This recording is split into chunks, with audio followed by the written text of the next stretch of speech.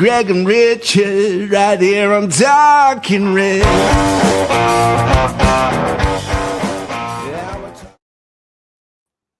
Hello and welcome to Talking Reds, a Nottingham Forest podcast. FA Cup or top five? Champions League, obviously. I'm your host, Greg Oram, along with my fellow Forest fanatic from across the Atlantic, Richard Spray. Roberts to the front, we've seen them attack them and then press it! Well, that's what I wanted to see Robertson do!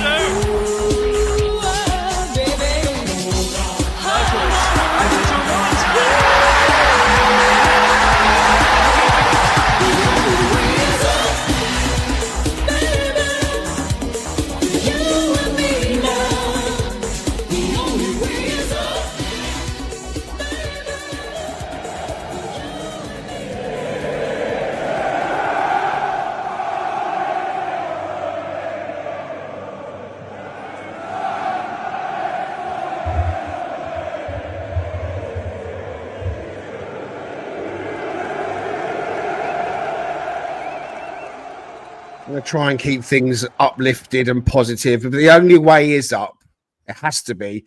And I thought at the end then we'd have a bit of a blast of the Mull of Kintyre. That was the one from Wembley yesterday. The fans did us proud, as we're going to probably talk about more and more. How you doing, Richard? Great to see you, my friend. Yeah, I'm doing well. Yeah, surprisingly not too downtrodden. Feeling pretty good. Feeling good about the next few games and getting ourselves into Champions League and putting this behind us. Well, it was a great day up until about 4:32 p.m. yesterday. We'd congregated at a lovely pub in St John's Wood. The drinks were flowing and the food was great. Spirits were high and the nerves had turned into genuine belief. Then Rico Lewis scored within 2 minutes for City, and a damp squib of the first half killed the party, and it then seemed that in spite of a much better second half, it just wasn't going to be our day. We'll reflect on defeat at Wembley and then focus on what was always the priority, cementing a Champions League place and ensuring the trips next season include Barcelona, Bayern Munich and Juve. Brentford under the lights at the City Ground on Thursday night is now the first of 5 huge finals for our men in red. And joining Richard and I, we have Raf the Random Pundit and the Statman, Danscape. I'm a Statman.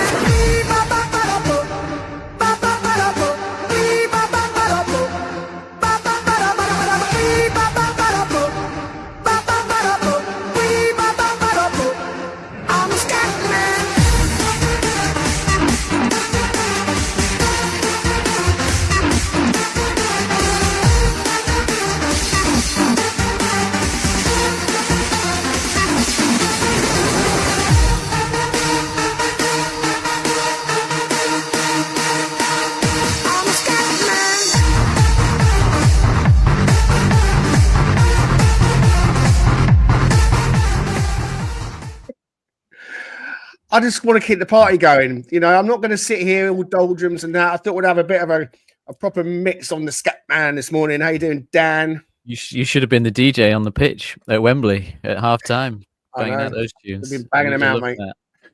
No, I'm all right. I wasn't ready for that this morning. I'm tired, but I'm still in a good mood. But yeah, I wasn't quite ready for that one. And Raf, I know you've had a bit of a weekend, mate, haven't you? How are you doing this morning? Yeah, you could say that. And actually, very good Saturday and really buzzing. I had a lovely day. Do you know what? It was a really lovely day because we all it was just a mass congregation. Just Rich missing, unfortunately. But other than that, you know, everyone's families down, the kids down. It was really, really good. And I do have some silver linings from the game, but I must admit, I am emotionally drained. I'm knackered. But I'm not down in the dumps. I'm just a bit flat. Brentford win will change it all, basically. Indeed. Okay, we've got a few in the comments already, so please do drop in your messages. We'll read them out if we can. I want to say thank you very much straight from the off to Mark with another £2 donation. Way NFFC. He says, no Ola, no Nico, no Yatesy, no FA Cup.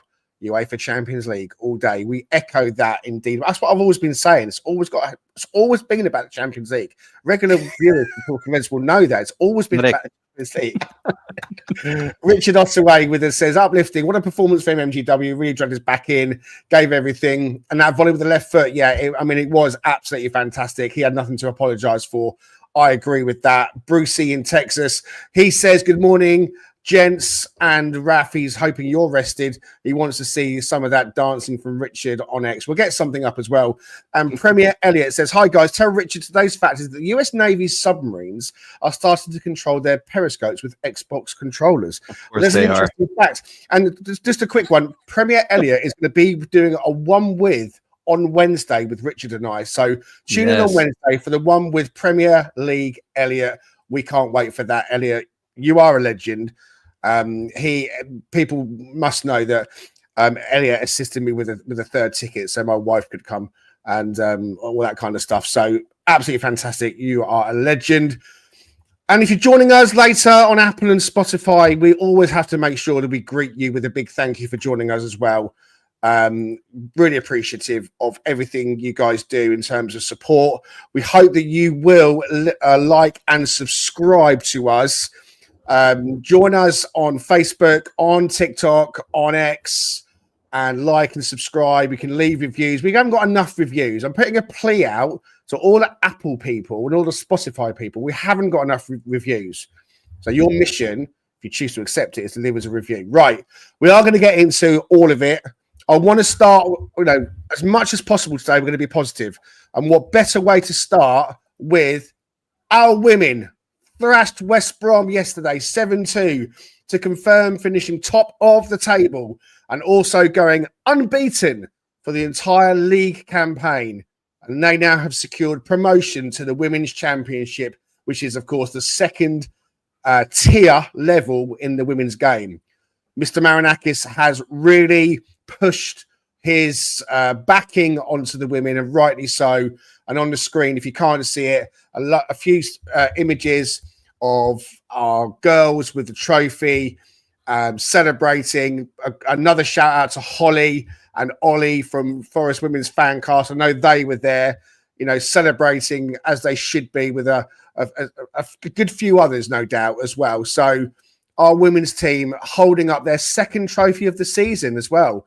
And it's got to be celebrated. It has to be celebrated. Well done to Nottingham Forest women. We salute you.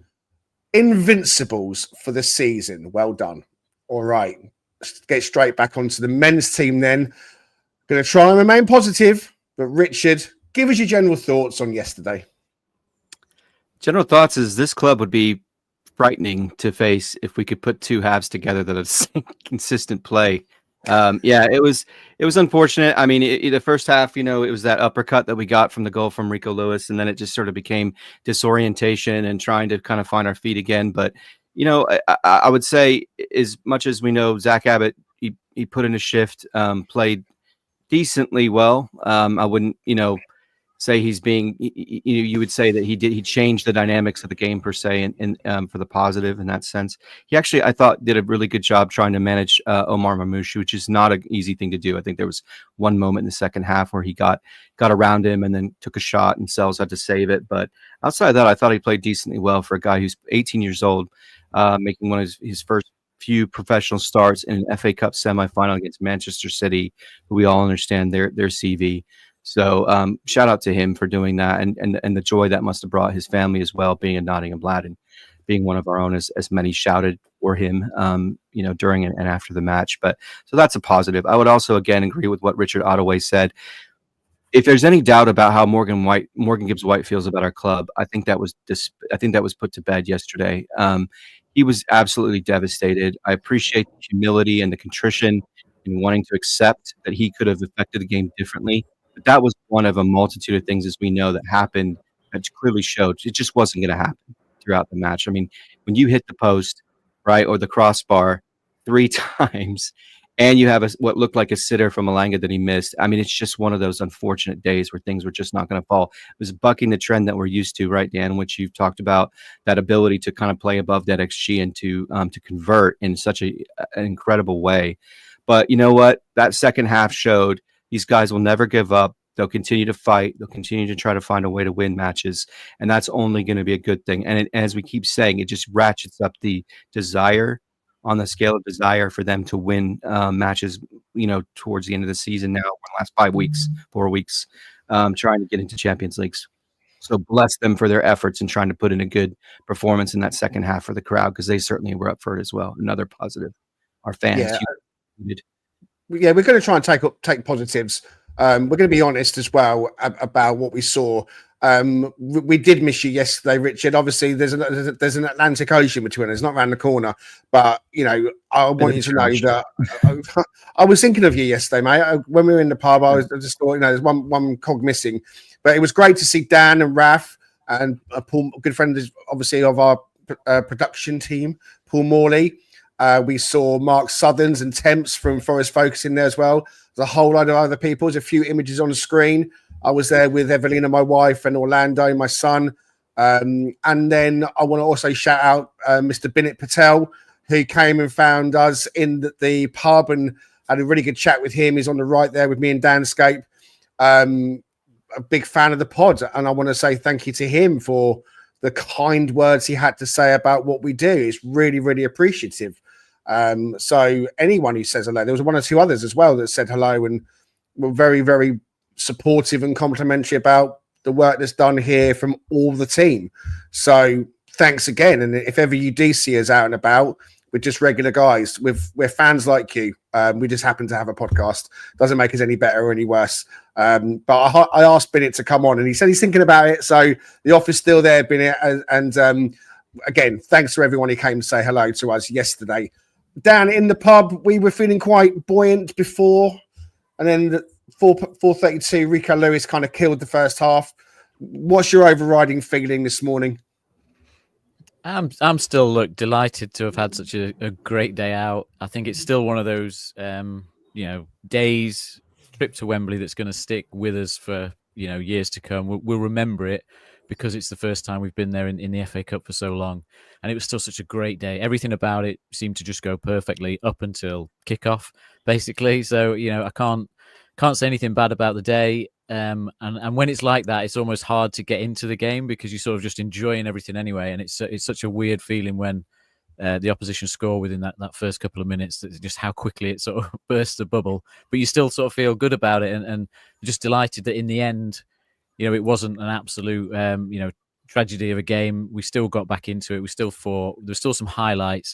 And potentially it was like a genius move from Nuno to play Abbott because it always gave us that thing to cling on to that actually we've just seen potentially, the next Ryan Yates or whatever we want to call it, the next academy player actually get out there on the biggest stage and show us what he can do. So there's maybe that side of it because it was a tough team selection for him to make. And I think once you saw, once you really look at it and you think you're playing Man City and you're missing a couple of your absolute best players that have been your best players all season at fullback, are you really going to fancy us to get something out of that game? It was always going to be tough. So the reality is, on the day, they were the better team.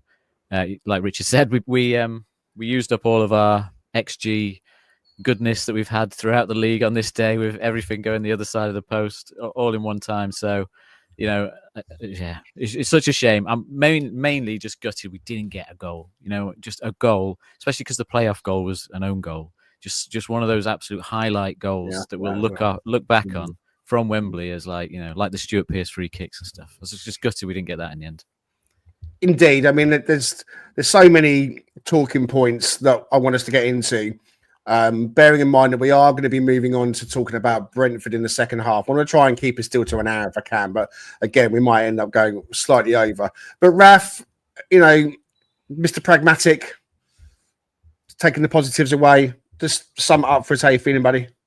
Yeah. So, like Dan was saying, and actually it was a bit worked out really well. Dan and we met some really lovely people and actually managed to sit right next to each other, shifting some people around, which was really great. Dan tried to keep me as positive because I hit a bit of a low quite early. And I tell you what, the fans did a massive job of picking me up as well. Like there was a constant wave of just constant noise of anyone that was just feeling low that just got involved, and it just really worked. I saw the lineup, and Toff's got, I think it's 137 minutes that he's played for us across the whole season. Abbott's got, I think, next to 0 in the Premier League, probably 0 actually. Premier League. I think it's 0 Premier League. He'd be played in the Newcastle Carabao Cup. Yeah, exactly. So you're taking your fullbacks against Man City, and they've got 137 Premier League minutes between them all season. I mean, that is going to go Pete Tong totally, whatever you want to do, right? That's just not going to work. And so the fact that we got sucker punched with 2 early goals in halves that threw the plan out, we hit the post 3 times, missed a sitter, actually we did pretty well given the circumstances, I actually think. And the fullbacks didn't let us down, actually. It wasn't even the fullbacks that let us down. Abbott did absolutely nothing wrong. You saw right from the start, he was giving a shove to O'Reilly quite a lot of the time. He was shoving Marmoush quite a lot of the time to let them know that he was there. He's quite a big lad as well. And credit to him, he was showing for the ball the whole time in space down that right-hand side. And evidently he was, but just the players didn't trust him to get the ball. But that's not Abbott's fault whatsoever. He was put on. And actually, he's quick. Some of those moves he was making on the overlap on the outside, he is rapid as well. So the biggest plus that I had, even before he kicked off, was if Abbott is being trusted to play in a game like this, and we could have crowbarred Dominguez into right back if necessary, right? And Nuno didn't do that. So Nuno's seen something in Abbott. And if he's being started, he is that much closer to being a mainstay in the first team, which is further along than I was questioning where he was because we hadn't really seen him. So for me, that is massive for us. And that probably answers one of the transfer things of one less defender that we need to get in the summer if he can be used in rotation as a backup, which is exactly what Rich has just said as well. Absolutely brilliant. Yeah, totally. So I think that was really positive. The second was that big question about Sangare coming on, right? He actually came on, and that there's still some question marks about him with a turn of pace. He just looks leggy, but I mean, he's got big legs. But tackles were being put in, passes were being made, right? So there is a player that is there. Now, has he run out of time? I don't know, because it's obvious the solution. If you look what Anderson was doing, and by the way, man, does that kid put in a shift. My goodness, is he good with the ball. He is the best player we've got with ball at feet. It's just mesmeric of what he can do with the ball at his feet. So if we can get a 6 and release Anderson to be an 8 with more freedom up the pitch, he will explode as well with another pre-season next year of how good Anderson is going to be. It's actually quite frightening. So for me, I think there's quite a lot of positives. And you know me, I'm hard on Morgan Gibbs-White. He was harder on himself than I would have been yesterday, which is fair. And I don't know what it is. Maybe if he just doesn't have time to think. Maybe he's like a Darwin Nunez type of striker.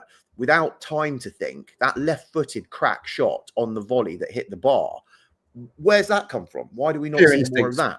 Pure in your blood. Instinct. Yeah, right. It's instinct. And I just think it's mainly one of these things. You've seen Cole Palmer go totally off the boil because he's in his own head and now can't hit a barn door. Maybe it's a mental side of Morgan Gibbs-White's game of why he's not scoring more. But that one, I was just, do you know what? It's absolutely brilliant. And 11 out of 10 for effort. He was all over the pitch trying to get things going, which was really, really good. So all in all, actually, from what I saw, we didn't get whooped, which after conceding after 2 minutes, you've got to be panicking. Oh my gosh, where is this going with the fullbacks that we've got as well? And all in all, it's okay. And I see why Nuno did what he did, because as I've been saying, Brentford, I'm more worried about. We're going to come on to Brentford, but it's not like we played 120 minutes and went to penalties.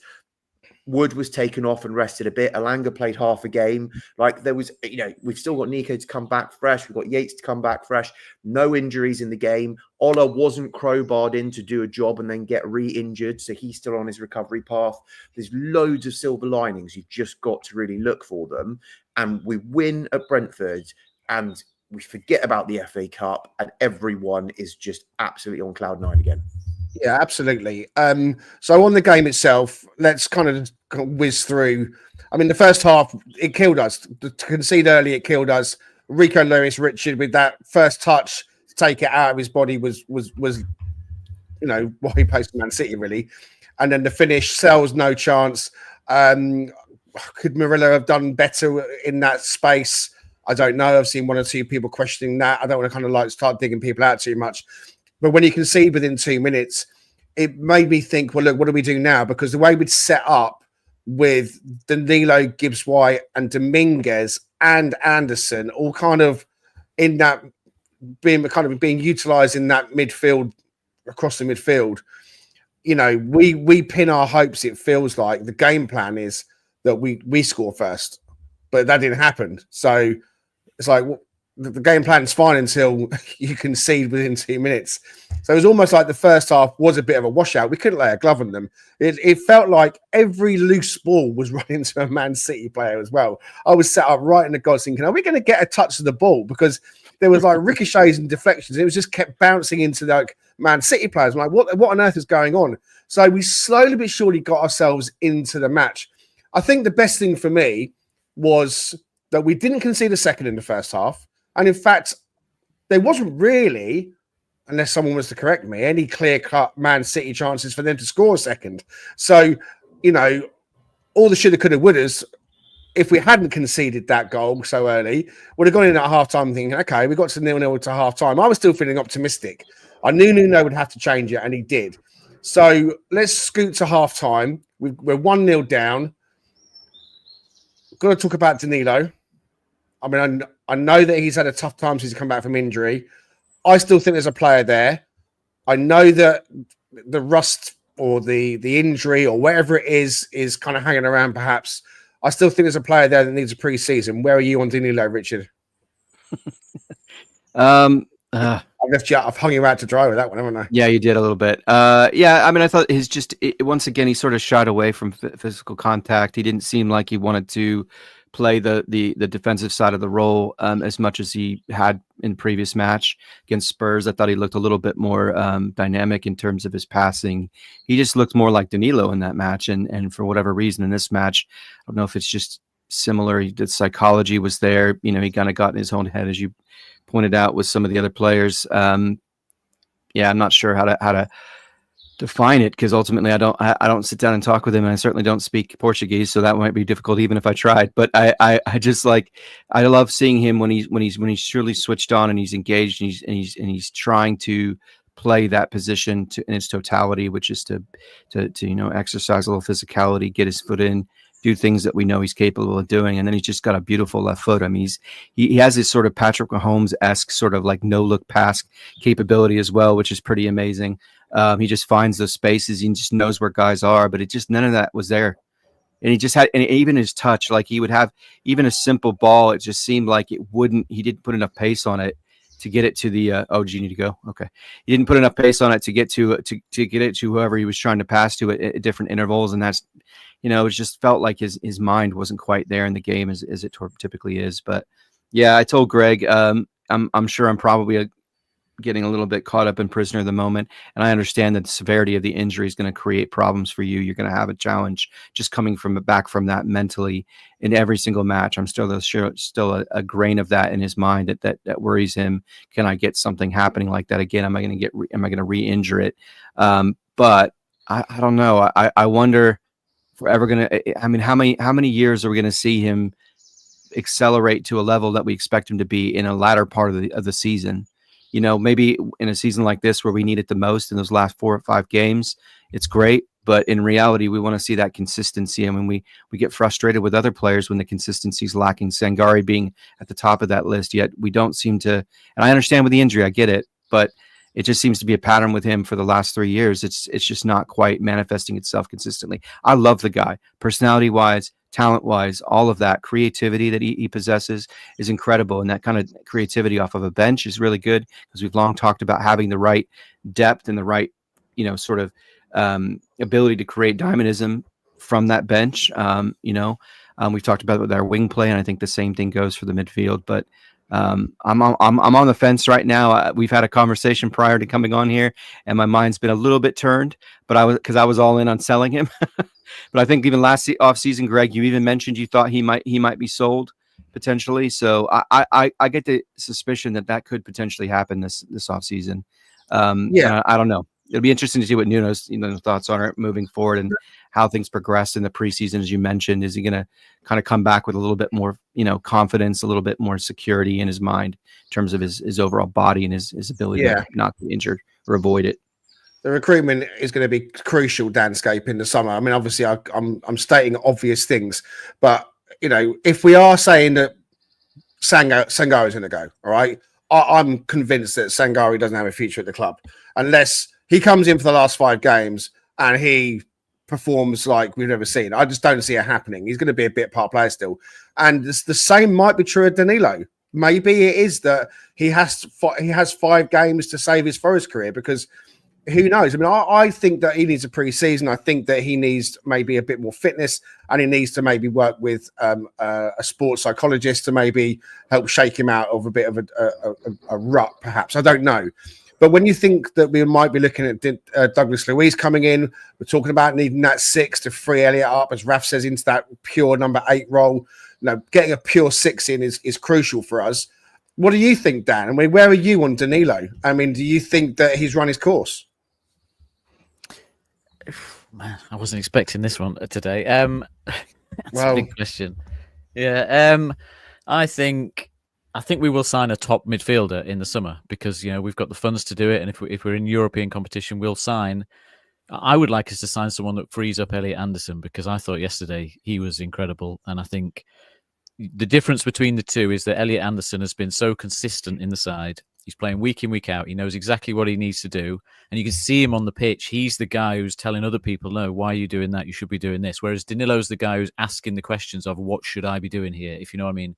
I think that's the difference. Now, whether that's inbuilt in them or whether that's because Anderson's played pretty much every game and he knows what his job is. And Danilo's a bit part player that's doing a slightly different job in every game.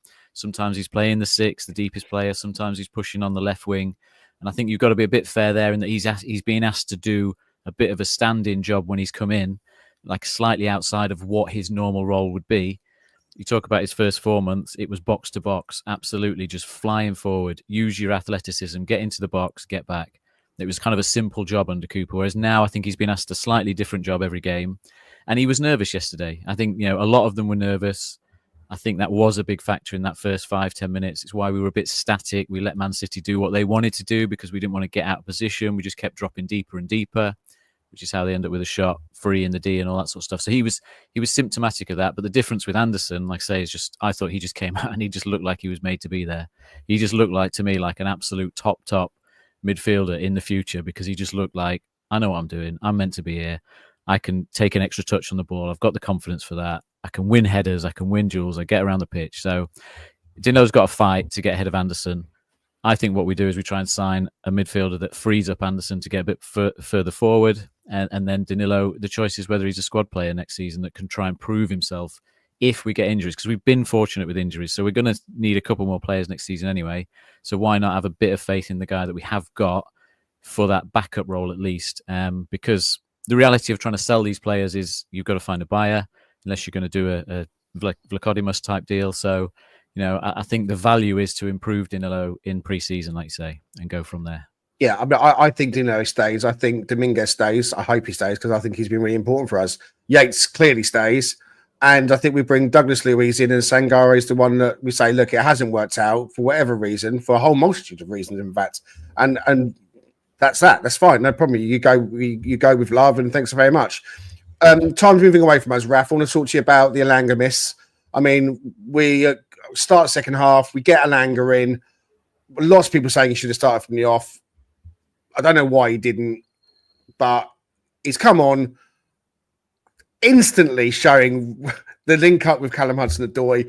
That ball comes across, and I thought, here we go, 1-1, and he puts it wide. Was it an easier chance? Was it an easier chance? What am I trying to say? Are we being too harsh? Was it as easy chance as we all think it was, or did he have more to do than we think he did? Okay, so first things first, should he have started? And even the press hammering Nuno about his squad selection. If you start him, then Callum doesn't start, right? So then you're picking between one and t'other. Well, I think the argument is that they both Or should you start So both. That's the argument. Then you've got even less weight in midfield, and we were totally overrun in midfield to start off with. So the problem would have been even worse. And we didn't have the ball for the first half, basically. So I don't necessarily... It's really easy to focus on what Alanga's amazing at and just go, oh, we should do that. But it creates problems elsewhere on the pitch by taking another player out from somewhere. But isn't the game different though? I mean, because he wouldn't have been if we got Alanga and Hudson-Odoi on the flanks. It's all well and good saying, well, look, Man City had a lot of the ball in the midfield, but we would have been playing in a different way. So would have been pushing the ball out wider and would have been coming on to them in a different way. So would the game not have unfolded slightly differently? We didn't have the ball for the first 25 minutes. So there was no getting the ball and getting it out to him. So I genuinely don't second guess Nuno. It's, hindsight is a wonderful thing.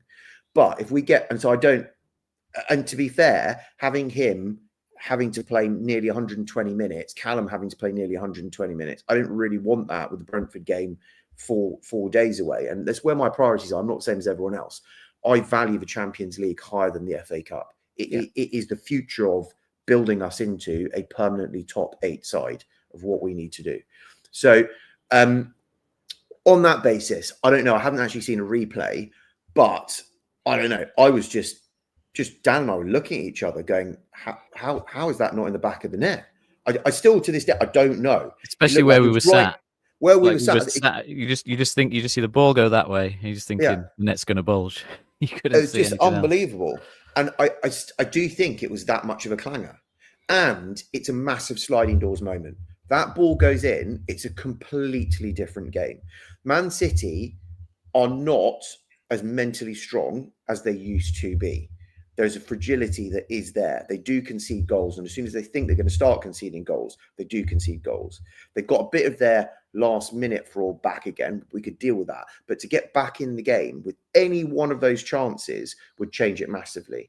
And that goes in as well. That's 1-1. We maybe then don't concede at the other end because we're actually playing differently with more confidence and everything else as well. So I think it was a huge, huge moment.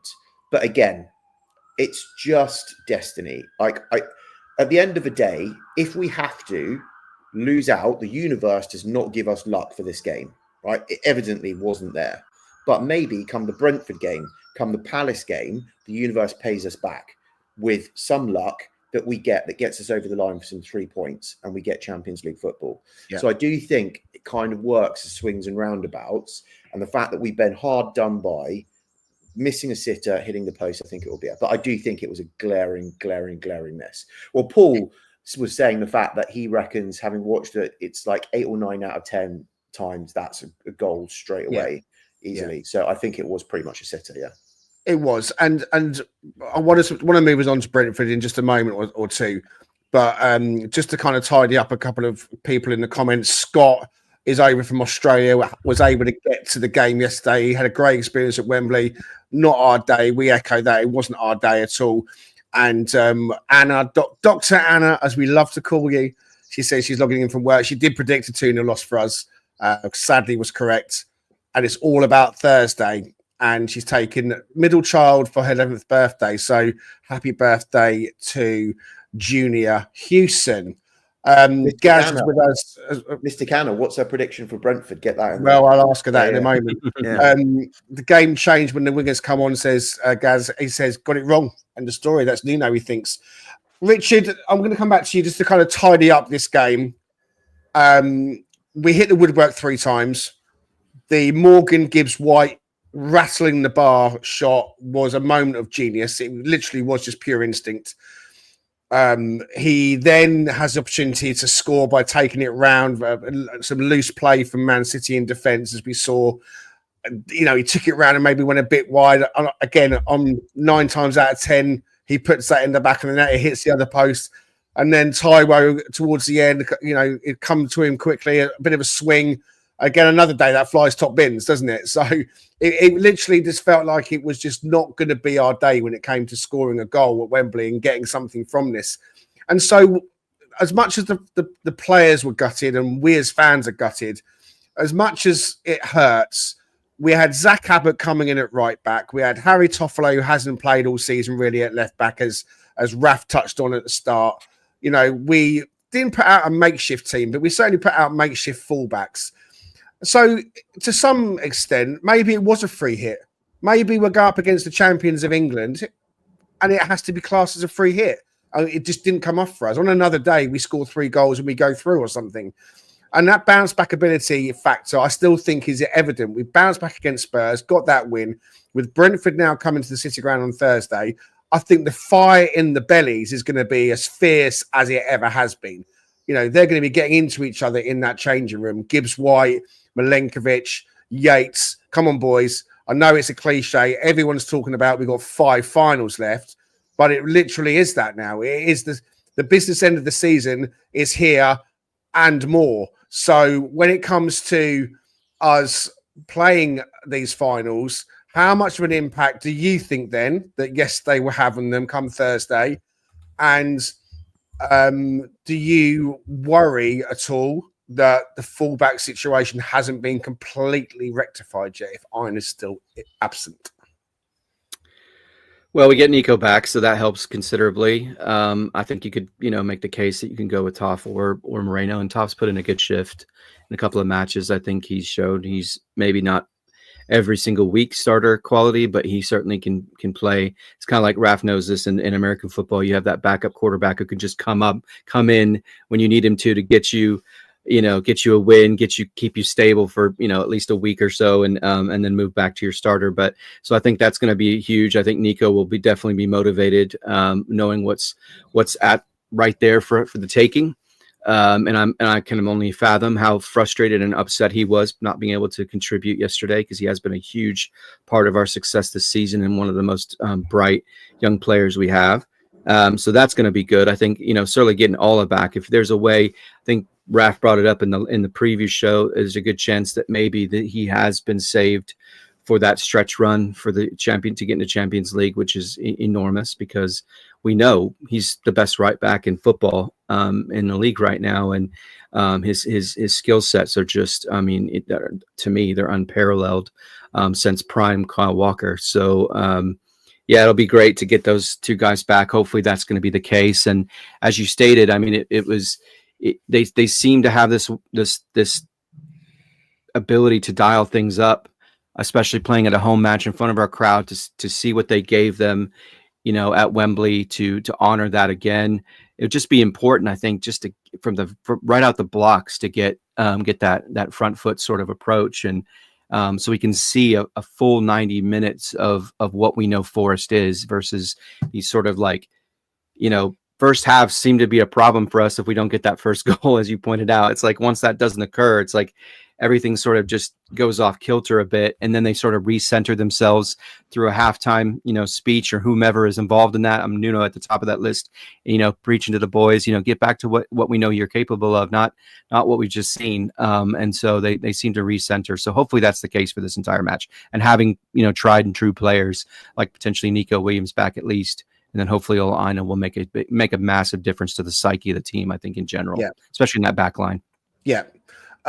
Gaz also says he says, I sense that the players thought he got it wrong as well. Gaz has been using his Jedi mind trick. Just quickly on that, did you see the Morgan Gibbs-White interview afterwards? They pretty much asked him that question, and he quickly said no. We all bought into the game plan. Yeah. And the game plan's worked the last 2 games, so I think they got so that's why we got as far as we have in the cup and in the league, because they're so invested and they have belief and trust in Nino. So I think that you're right about that. Ian's with us. He says he thinks Ina will be back for Thursday. Good morning to you, Ian, over in Canada. And Tricky Mickey says we're going to have more times at Wembley again. Just remember that this is a standout season for us. Absolutely right. It didn't go our way yesterday. We are not going anywhere, though. There's going to be more special days out for the Reds at Wembley, and also more days out for the Reds in Europe next season at Barcelona, Real Madrid, PSG, and all the big boys. The Cheese Trader, based on Grape Lane in York, is a cheese lover's paradise. Home to some wonderful specialty cheeses, relishes and chutneys, and also with a fantastic street food menu. Try their loaded fries or posh cheese on toast. It'll be the best you've ever had. Owned by Forest fan Stu Freestone, the Cheese Trader proudly sponsors Talking Reds. Quote Talking Reds every time to get 10% off your order. The Cheese Trader and Talking Reds, The perfect cheesy mix. You know about the cheese trader, and so please do consider Stew Freestone for all your cheesy goods. The details are in the bio. Right, we are moving away from FA Cup and we are going back into the Premier League for the rest of this episode. So please focus your comments, anyone watching, listening, into the chat box on the Premier League. We're going to start straight away getting into this one by kicking it off with this. I'm a Statman. Moraes fazendo som, fazendo som. Pedrinha Moraes fazendo som, fazendo som. E Pedrinha Moraes fazendo som.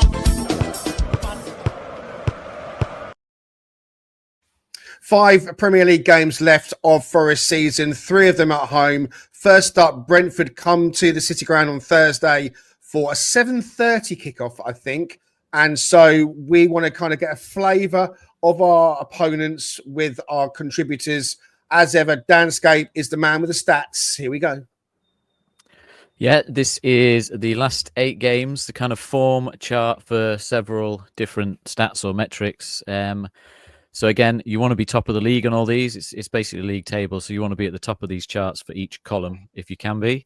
And what you'll see on this chart, in summary, without going through all of them, is actually these teams are pretty close together. That Brentford and Forest are pretty close together in terms of form, home form, away form, goal scoring, and even goals against. Pretty close together in the top half of the table. So teams that are in pretty good form at the minute. Notably, Brentford's away form is good. It has been good for a while, so that obviously them coming to our place might not worry them too much. But our home form's pretty good, sort of mid-table-ish at the minute. Obviously, because of that Everton defeat, kind of knocking it off a bit. And the main two I wanted to highlight on the back, I suppose, of obviously conceding a corner against Man City is the set piece thing again, which I know I mentioned in the past, but.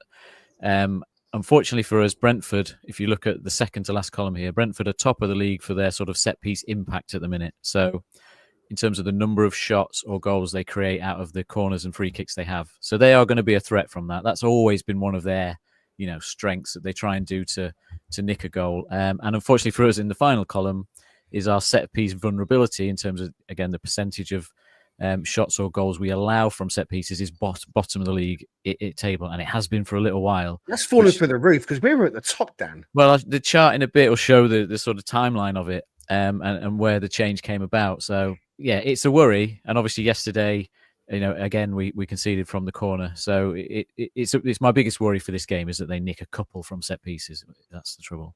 Okay, all right. Let's go to the next slide.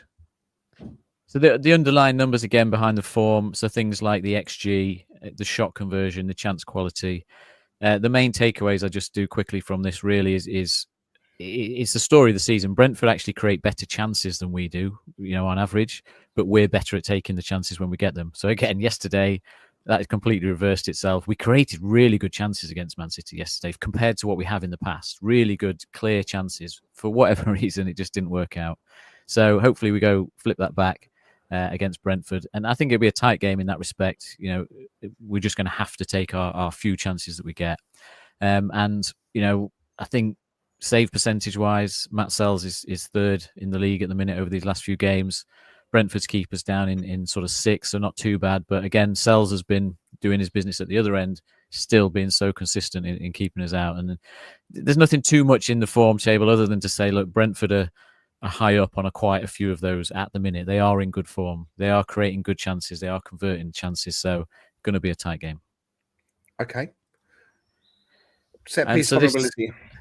Yeah. So if you have a look at these, it sort of comes back to what you pointed out as to where things change. So you can see here on the left is Forest chart. And you can see we started the season where the line is green, around 10%. 10% of the set pieces we gave away would end up in a shot or a goal. And then you get to the Liverpool game, kind of roughly in the middle there, the Liverpool home game. And since then, everything's shot up there towards sort of 25, almost 25%, probably about 20, 22, 23%. So it's almost doubled. And the grey line behind is actually last season's record for the same stat. And what's amazing here is obviously we conceded so many goals from set pieces last season, but actually the percentage of set pieces that turned into shots and goals last season was on average maybe about 13% there, somewhere between 10 to 15. It's just they kept all going in. Every single one seemed to go in. Every time someone got a decent header, it went in. This season, Sells has obviously been in better form, and that's helped. But we are kind of our worst period under Nuno, if you look at that chart, for just the number of times teams are getting into a situation for a shot or a goal from set pieces. So, yeah, I don't know if you've got any thoughts on that. What's changed? Why? It's very hard to know. I don't know. I'll ask the boys again. I want to try and keep it as brief as possible because I'm conscious of time. But the zonal marking for me, I don't know if that's part of the problem. I mean, some might say, well, look, it was the zonal marking that was so good for us in the first half of the season, but why is it now falling apart? Because it just looks like, I mean, for example, yesterday's goal when Gvardiol, I mean, he is the highest scoring defender in the Premier League this season, and he's really, really good at scoring from set pieces. Why is Murillo on him? I know that Murillo has been good in the air, but, I want Milenkovic to be that dominating 6'5" Serbinator and like just snuffing out their big guy. So, I mean, Raf, what do you think? I mean, is the zonal marking an issue for you? Would you prefer to see him going man to man? Do you think that Milenkovic has got to be doing more set piece corners that we can see them from? Zonal has its place, but it does bring up mismatches with Bennett games. I'm just looking at Morgan Gibbs-White basically on their biggest threat, and I'm just going, how has this come about? And it just does seem quite illogical at times. It does seem to be a pattern. I don't know what the data is, if the opposition has started firing it to the back stick more, because we seem to have a problem at the back stick rather than the front. We're fine with everything at the front stick. It's the back stick where everything leaks in from. Again, Man City, back stick. So maybe it's just a bit of data analytics by the opposition, spotting that. It could be. But I do like to see a little bit more of that kind of, at least ID their top four threats and go man to man on the top four threats, and then figure out zone for the rest of it or whatever it might do, and do a hybrid of that. But be sensible with their main goal threats, I think. Yeah, I mean, I'm again thinking I'm gonna come on to team shape in just a moment. Maybe back three, bit of height might suit us for this next one, but let's look at set piece impact comparison with Dan. Yeah, so this is going the other way, and this is how much impact we have in an attacking sense. So it's the same measure, just reversed. So how many times do our set pieces lead to a shot or a goal? And again, unfortunately for us, that early season kind of success we had with set pieces has dropped off there. You can see we've gone from a green line to a red line, basically left to right. The good news for us is that Brentford aren't at their best with their set piece impact. Although they're top of the league over these last few games, they were actually better at it earlier in the season. But they're still, a lot better than us at the minute in terms of the chances they're creating from those set pieces. So, just what I would just say quickly, really recommend on set pieces. I listened to a podcast a few weeks ago. It's called the Chris Gill podcast, and he just does a long interview with a set piece coach from Anderlecht. He goes through all these things that we talk about, and we discuss, like, why are they doing that? Why do they put this player on this and all that? And I really recommend it. I think it's from I've just got it here, 10th of March. Skip the first 20 minutes. It's all about his career if you want. But then it gets into what do managers actually consider? How difficult is it? There's all sorts of factors. No one does just zonal or just man marking. You're trying to match the strength of the players you've got to the strength of the opposition and all that. My concern with our set pieces defending is I just think we're a bit predictable now. I think we've had the same setup all season, and teams know what we're going to do to defend it, and they work around it. So I think that's perhaps what it is. Okay. Thank you very much indeed, Danscape. Let's think about how we're going to line up then against Brentford, Richard. The FOT mob is on the screen. Now, this is showing the team that was selected for the game at Spurs. We don't know about Ola Aina. I don't know what you're thinking in terms of shape, but you kick us off with personnel, team shape, at home against Brentford on Thursday.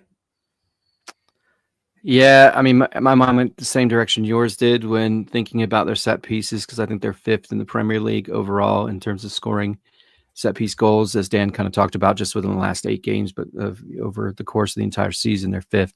They have 14, I think, goals. Maybe I'm remembering 11.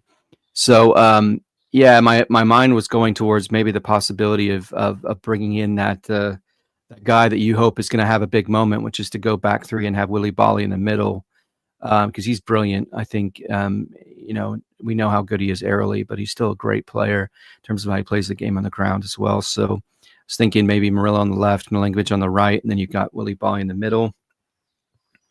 And then you could move Wood over where Danilo's at.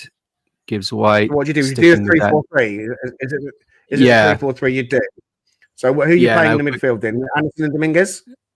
Anderson and Yates in this one. I think this just feels like we need someone who has that ability, that consistency of play. He's a little bit more physical. He kind of clogs up those lanes a little bit better. I think he's a better foil in my mind for Anderson. Maybe I'm wrong. Dan or Raf may see it differently, but it feels like he might be the right guy for the balance that we need in the midfield.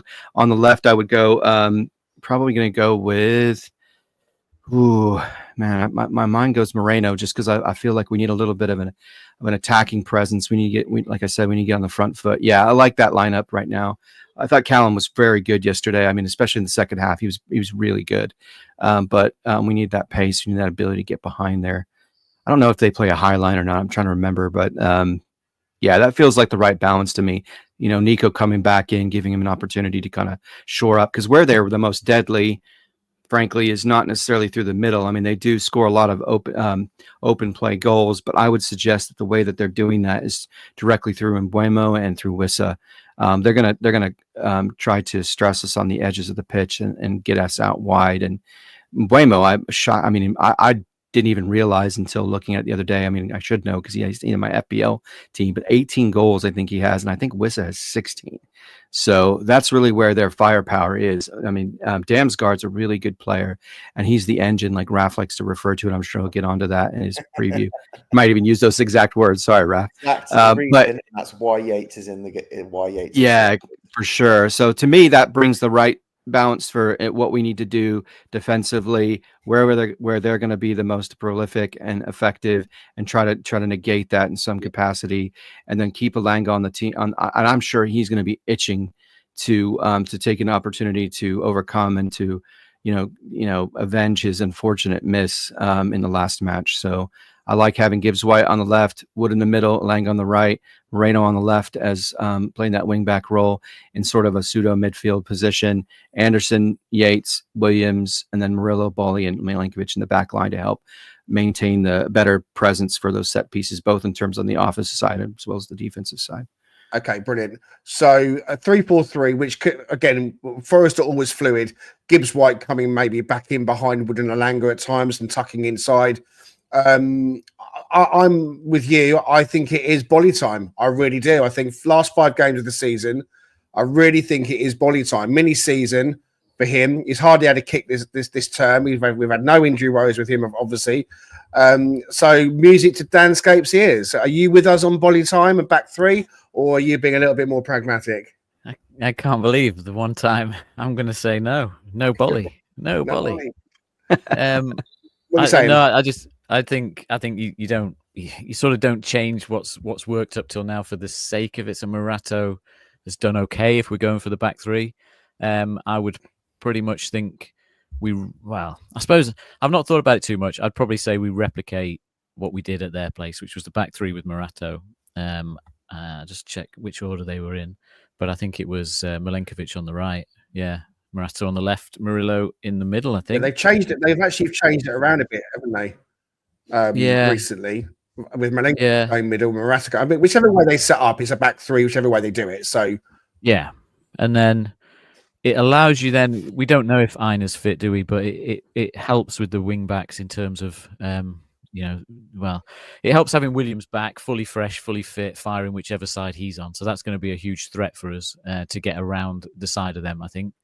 Other than that, I think Brentford is the same. They don't really like to have the ball in the middle of the park. They like to go direct. They like to go around the sides, like Richard said.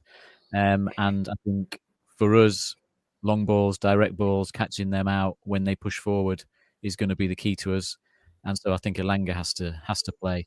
And I think what we did at their places had Gibbs White next to Anderson, and we had Elanga and Hudson-Odoi behind Wood, so that those long balls you actually had, the triple threat close to Chris Wood up front, Gibbs White deeper, so that the long balls are a bit more accurate.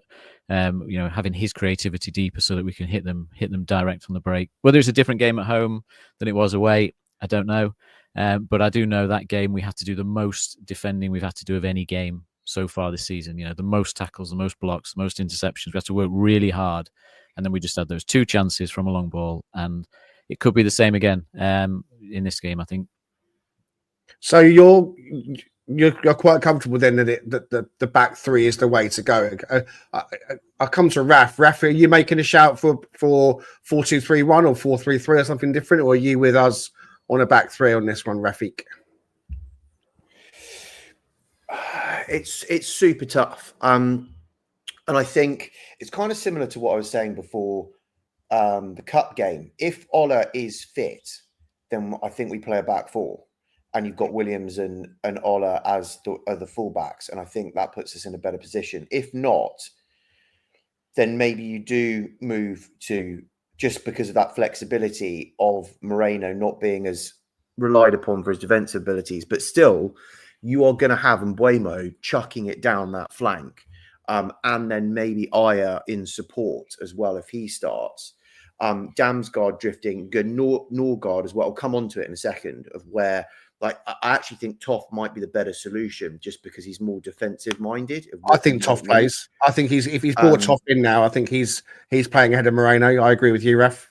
So I think we might find that. I prefer Murillo weirdly in the middle. Now, I don't see it as heading ability, although Morato doesn't go in the middle for 2 reasons. One, he's shite at heading the ball. The second is he's not quick.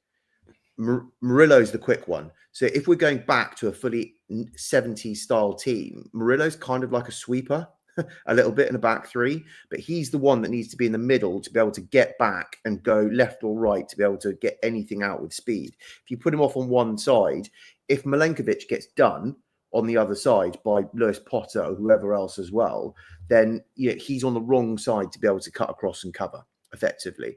So I like Murillo being in the middle. Ando, just whatever they can do with his recovery, he's young enough. He has got to start. Yates, Dominguez couldn't walk when he came off. And I just this game will come on to what they're going to do. But Yates is needed to break up their game and specifically annoy the living hell out of where's my brain gone? Damsgaard, yeah, totally. Who is their engine? But we'll come on to that in a second. For me, I think with that, having Callum, because the fall off is a little bit high with Elanga and Callum Hudson-Odoi. If we only play one, it allows you to have full beans out of for each half of having 1 or 1. Or if we need to chase the game, you can then put another one on and go for 2 at the time.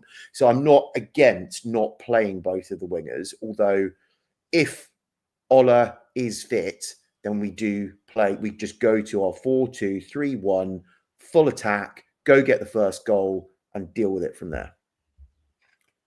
I think you're right. I think if Ola is fit, then I think we do probably go with a 4-2-3-1.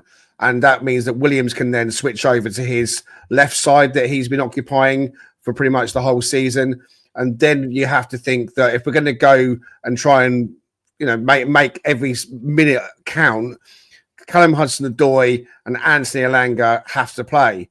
Wood works with their service or needs their service, and Gibbs White and Elanga and Hudson-Odoi in tandem. That front 4 has served us so well this season. So, yeah, I think as well that if Ina's fit, then as much as I think body time is here potentially, that we just delay that and we do go to that flat back 4 as well.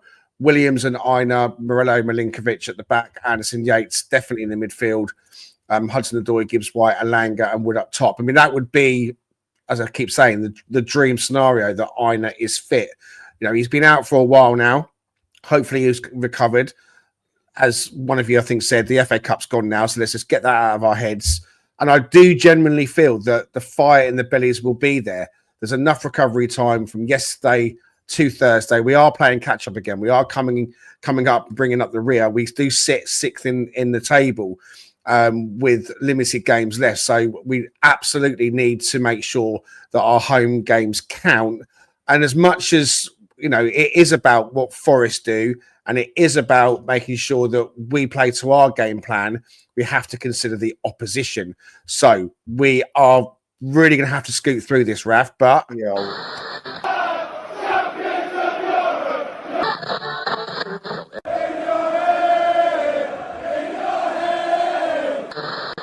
Send them back to East London! We send them back!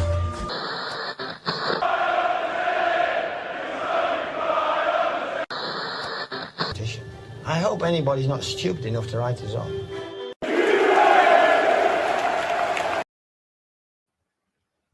I've stitched Raf up with limited time, bless him. Yeah, So here's don't worry. a scout preview.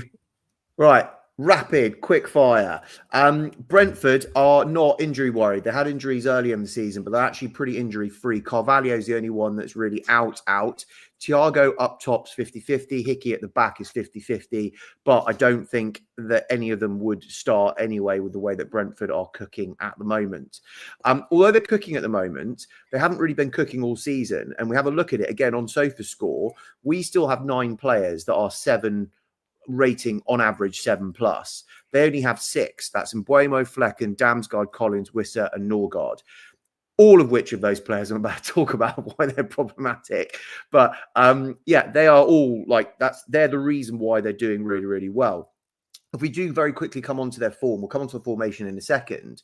They've hit a really sweet spot of away form. Okay, so they had 5 away games. Southampton to start with first, then Palace, then West Ham, then Leicester, then Bournemouth. Now you might look at that and go Southampton, Leicester, West Ham.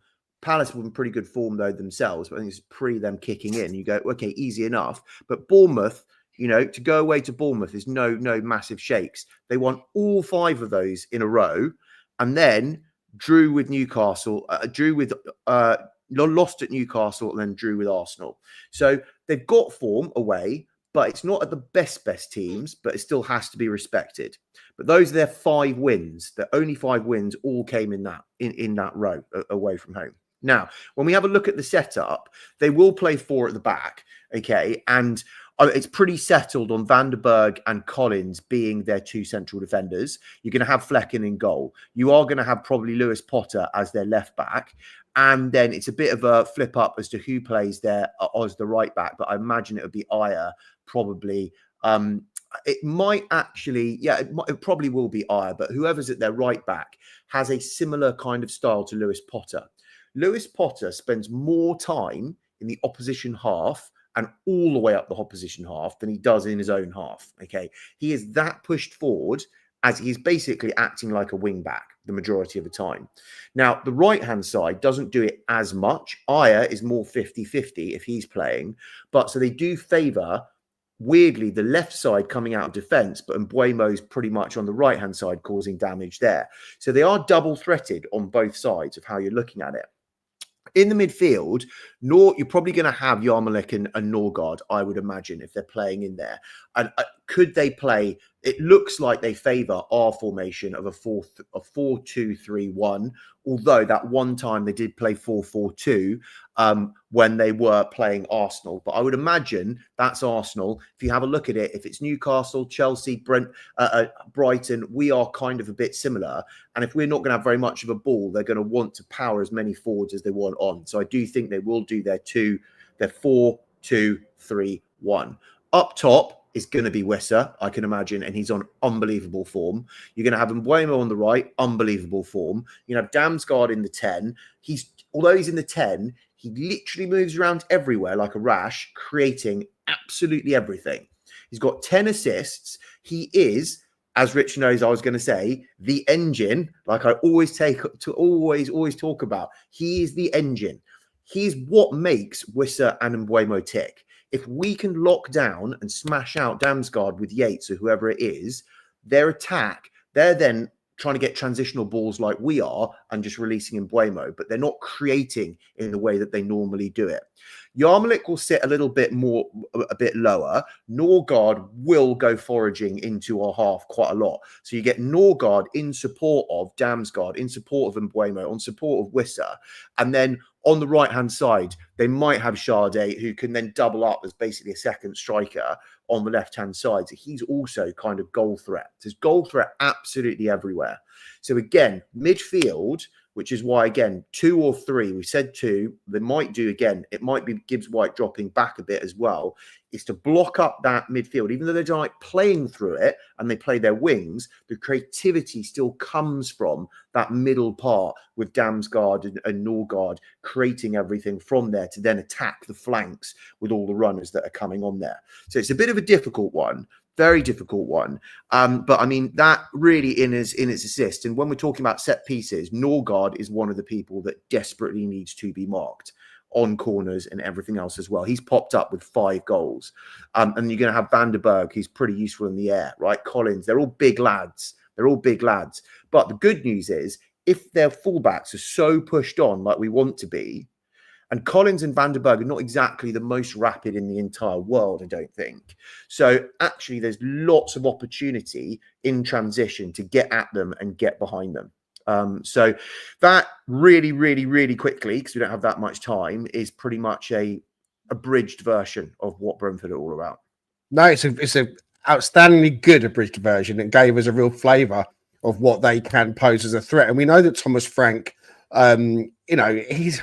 he's a character that a lot of our fans dislike, but he's the kind of manager that actually I would like if he was our manager. So I'm not saying that I want that to happen. I'm just saying I actually think I respect him. I respect what Brentford have been. I know there's a bit of needle there with our fans and theirs, but you've got to respect Brentford. In my eyes, they've always been a 3rd division, 4th division team that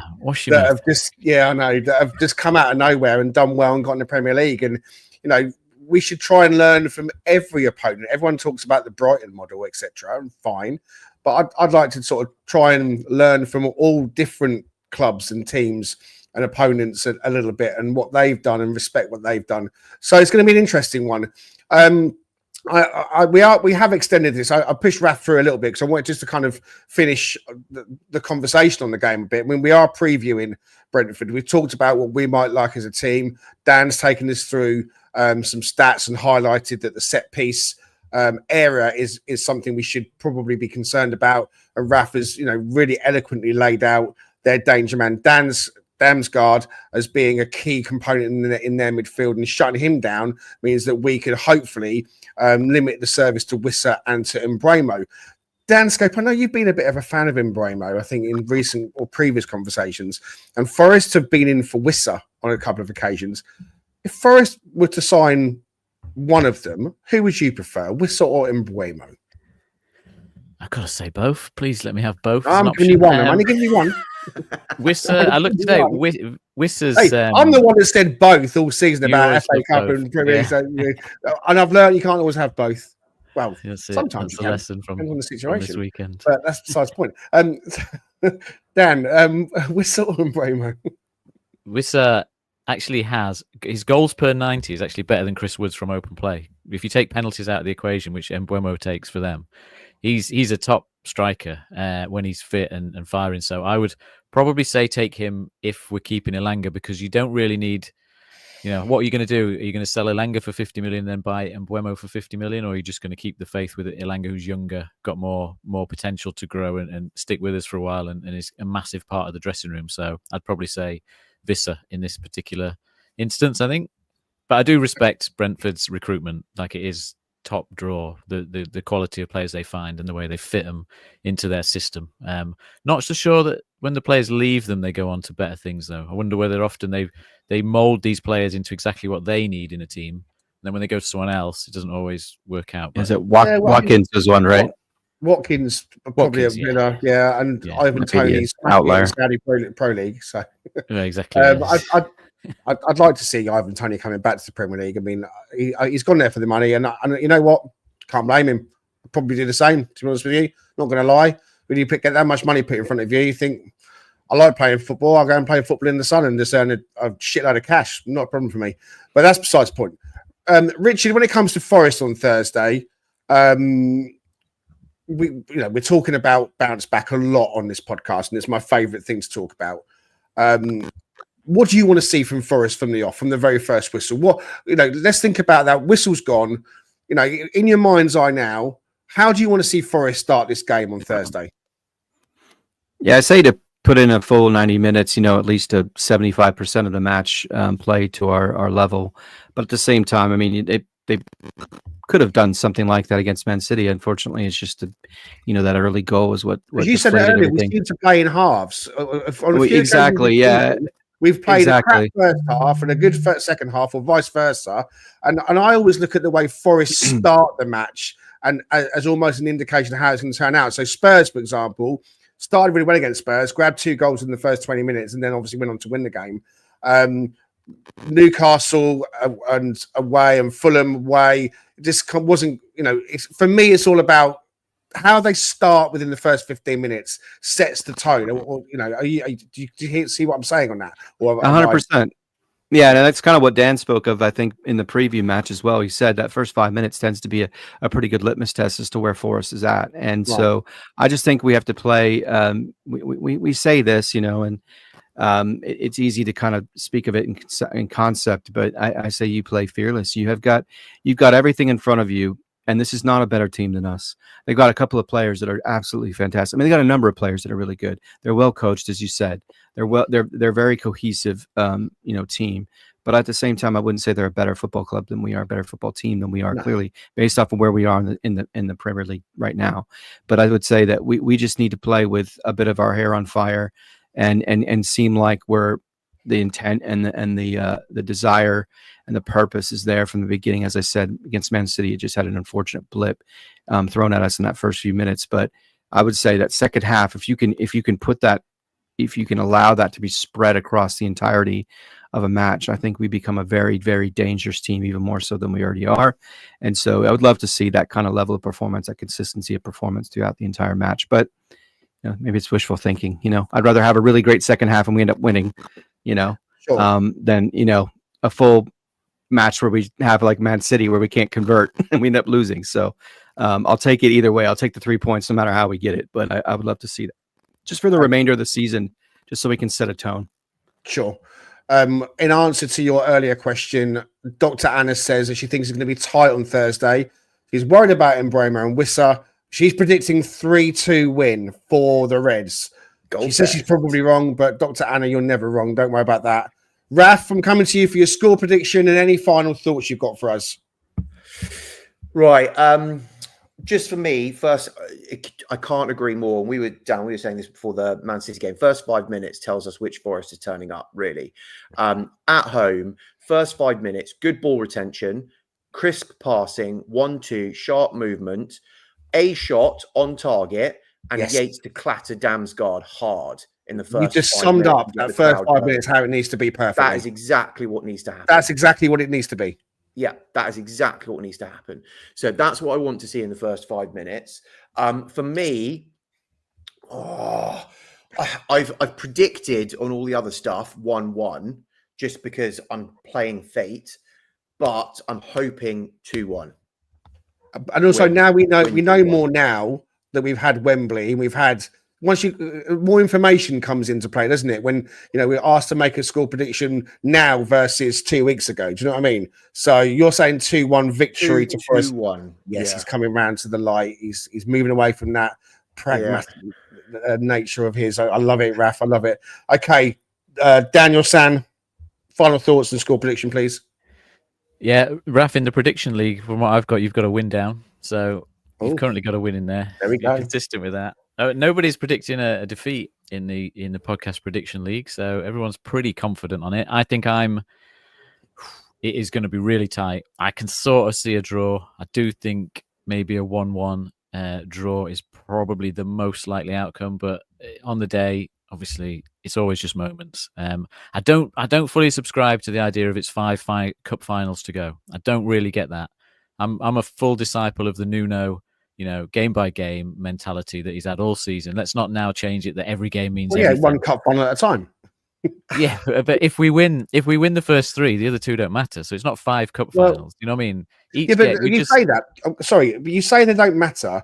but every other bastard is winning as well. So almost is that we do have to win. I mean, I know Liverpool plays Chelsea next, but what kind of Liverpool are going to go to Chelsea?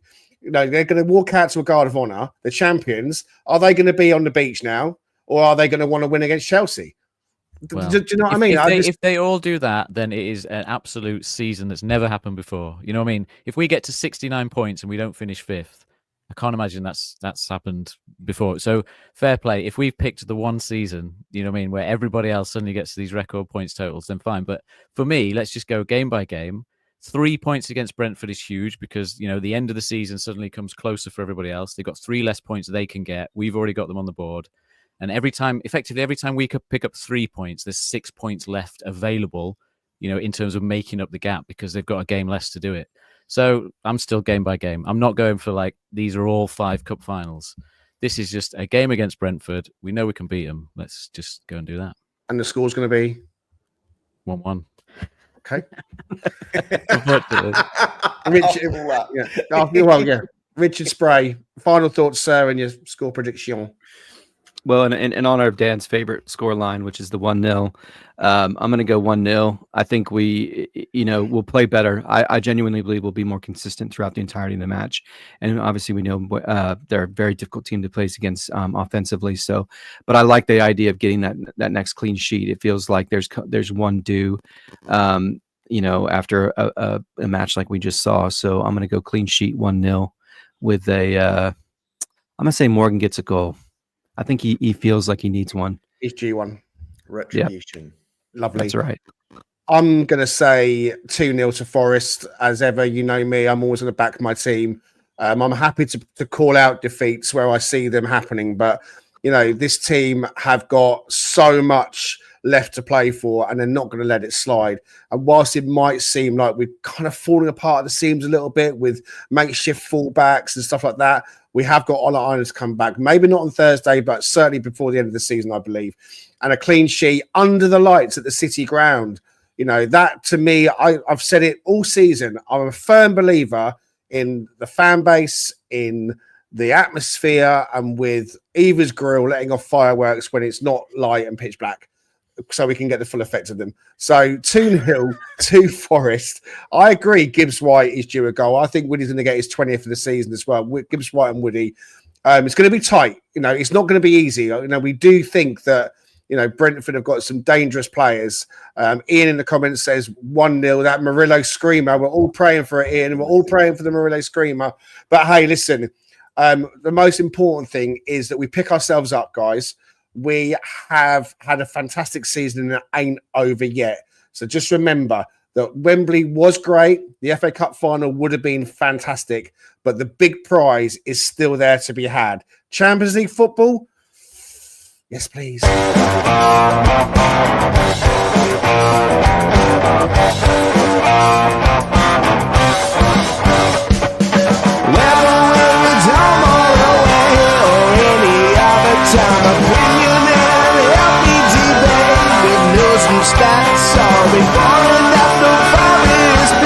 Come join Greg and Richard right here on Dark and Red.